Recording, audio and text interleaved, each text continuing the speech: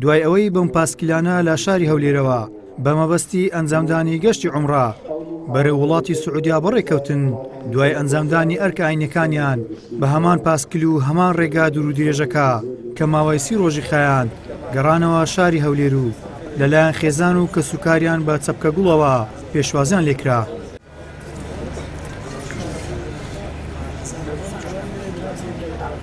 پەیامی ئێمە خۆی دوو بەش لە خۆی دەگرێتەوە لەم پرۆژەی ئەم جارەمان. یەکێکیانەوەیە کە خەڵک بتوانێت پاسکیل بەکاربێنێت و بۆی ژینگەکەمان باش بێت تەندروستی خۆمان باش بێت.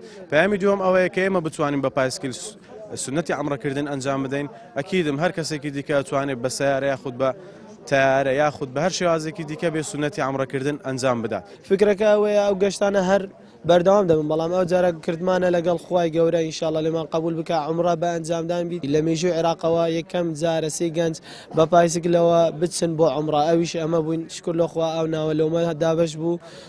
نعمەتێکی زۆر گەورەیە کە ئێمە لەو هەموو خەڵکێکە و هەموو گەنجەکانە ئەمە بێنە هەلبژارتن لۆ عومرە، ئەوە نعمەتێکی خوایە.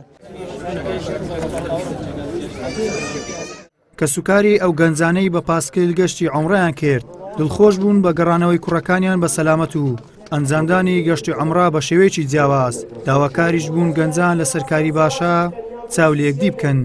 سپاس لە خوای گەورە دڵمان زۆر خۆش بوو چکە چبوونە جێیەکی پیرۆز و لە خوای بە زیادبێهاکان لێبوو قسەن دەگە دەکردن و شانازیش دەکەم بەو سێ گەنجانە و شانازی بەنەوەی خۆم دەکەم.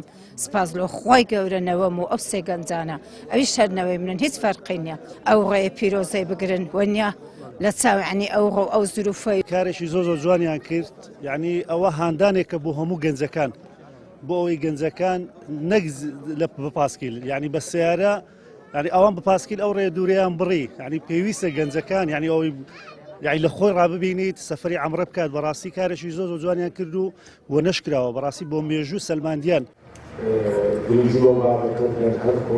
بیلال و شعبان و ڕەزوان ئەو سێ پاسکیل سواران هەشتی مانجی ڕابردوو توانیان زیاتر لە 120 کیلۆمەتر بە پاسکلەکانیان لە هەرێمی کوردستانەوە بە ڕێگەی دەروازەی سنووری عەرعەر سنووری وڵاتانی عێراق و سعودیا ببڕن و دوای بەجێگەیاندنی سونەتی عومرە گەڕانەوە شاری هەولێر.